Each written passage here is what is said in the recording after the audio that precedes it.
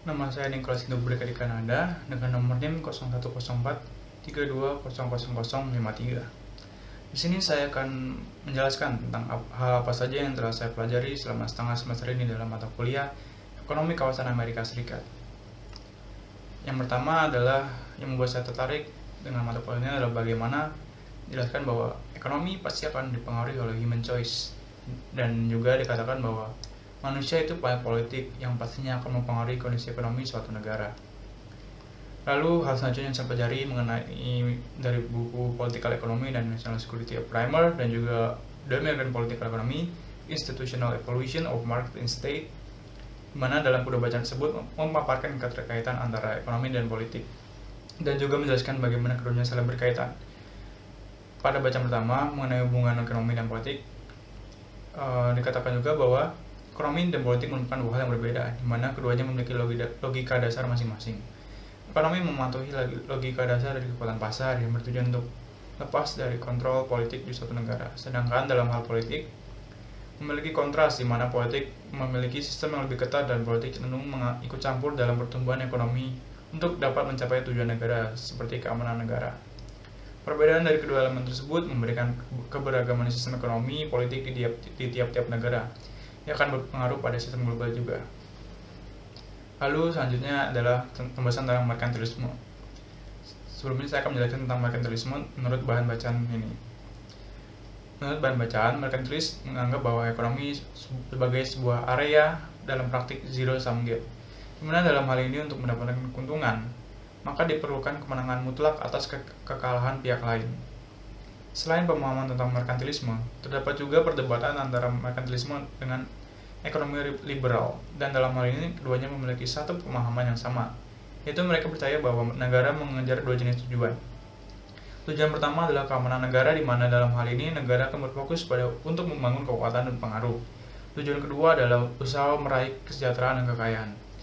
Intisari berikutnya pada pembahasan kedua ini, saya mendapatkan pemahaman terkait dengan keterkaitan antara negara dan ekonomi, di mana dalam buku ini dibahas secara mendalam mengenai ekonomi politik di Amerika. Dalam buku ini dijelaskan tentang peristiwa housing bubble yang terjadi di Amerika pada tahun 2007. Secara singkat, peristiwa ini menyebabkan kenaikan harga-harga properti yang ada di Amerika, yang menyebabkan kebangkrutan bank-bank di Amerika.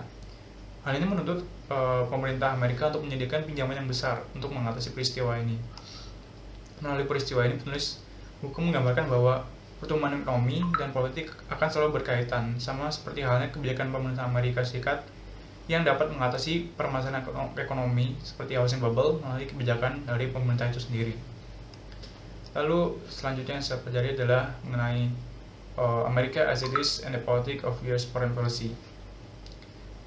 Yang hal menarik bagi saya yang saya dapatkan adalah mengenai balance of power, di mana dijelaskan dalam konsep balance of power terdapat pembagian kekuasaan.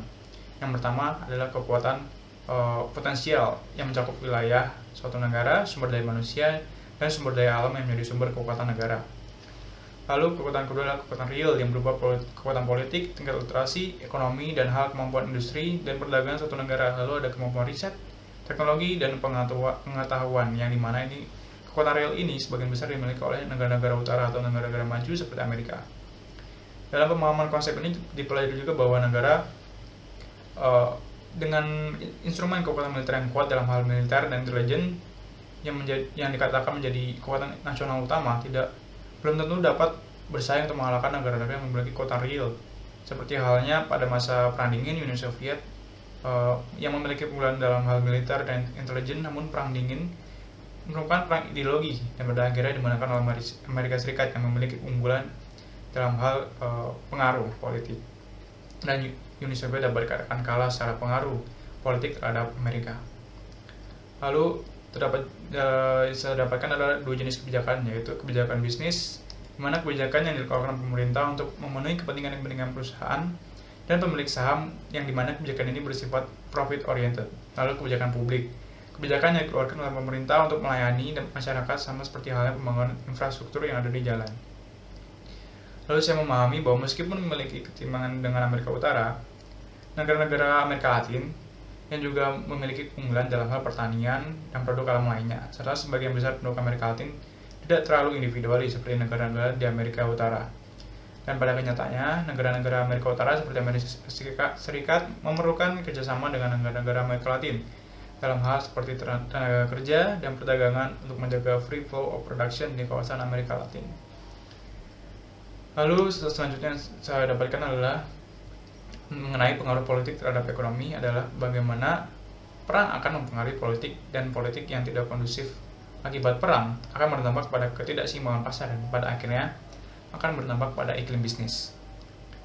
Lalu hal lain yang saya pelajari yaitu mengenai keamanan, di mana terdapat 4 asumsi keamanan. Yang pertama adalah security in or what.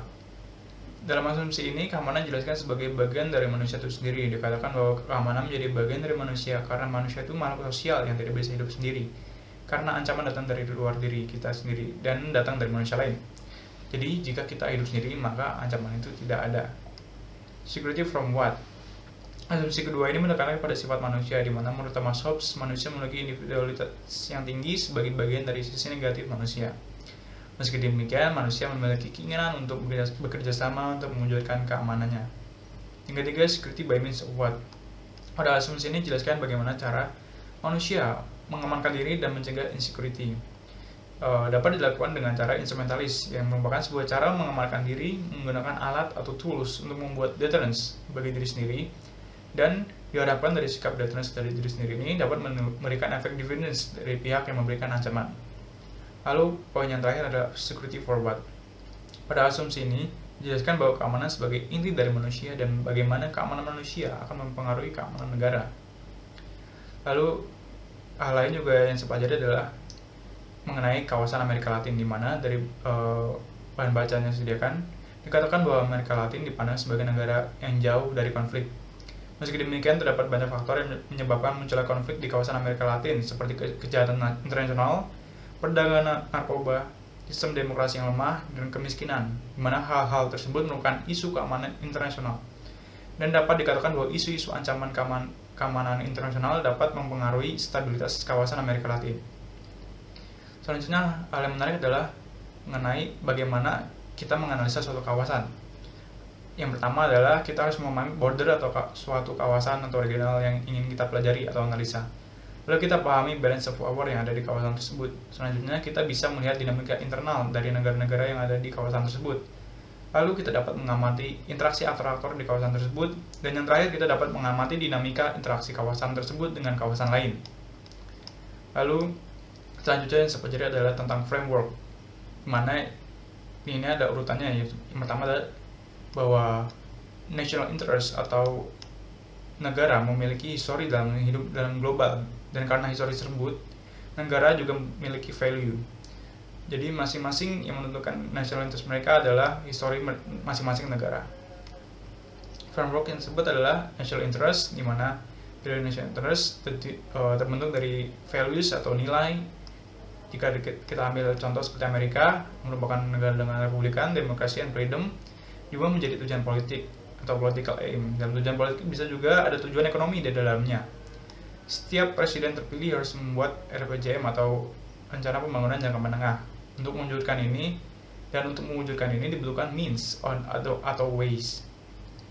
Strategi sebagai penjabaran dari ways dibuat untuk meningkatkan change berhasil mewujudkan tujuan politik. Jadi di sini kita menganggap strategi sebagai starting point. Berikutnya adalah ada means atau elements of powers. Di dalam means ada elements of power. Yang pertama adalah natural resources, geografi, human capital, ekonomi, dan lain-lain yang menentukan means. Lalu kedua adalah institute dan aktor, yaitu pemerintah, quasi-government, proxy, media. Lalu ada instrumen, yaitu adalah national distinct of power, yang itu diplomasi, yang mewakili negosiasi, informasi dan negosiasi, information, yang mewakili bagaimana kita mendapatkan informasi dari luar. Lalu selanjutnya ada ways, dengan menjelaskan tentang bagaimana kita menggunakan means.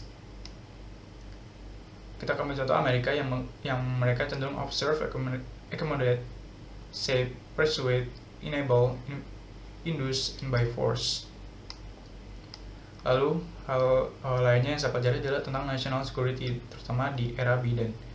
Di era Biden pada negara Amerika lebih menekan pada multilateral dalam mencapai national interest dan kebijakan luar negerinya, di mana ia mengutamakan untuk menciptakan pursuit of free, open, and prosperous and secure global order sebagai negara superpower. Jadi Amerika sebagai negara superpower tentu memerlukan keamanan yang pasti, dan untuk keamanan itu angka perlukan resources yang sangat banyak, dan untuk memenuhi resources tersebut perlu kerjasama dengan negara lain yang ada di dunia. Sekian yang bisa saya sampaikan. Terima kasih.